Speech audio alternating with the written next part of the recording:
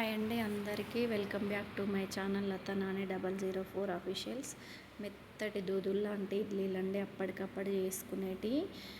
ఇంకా ఎట్లా చేసిన అంటే నేను ఒకసారి మీరు కూడా స్కిప్ చేయకుండా చూడండి.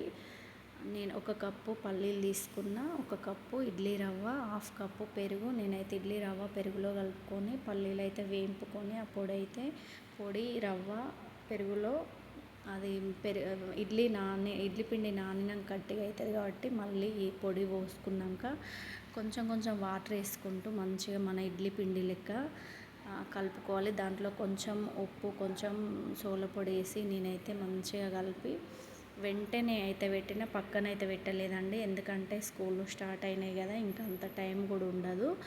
ఎట్లా వస్తుందో అని భయపడ్డా కానీ చాలా అంటే చాలా సూపర్గా ఉందండి. మీరు కూడా ట్రై చేయండి, మీ పిల్లలకు పెట్టండి. వెరైటీస్ అన్నీ చేసి ఇంకా వాళ్ళు సంబరపడతారు, స్కూళ్ళల్లో చెప్పుకుంటారు.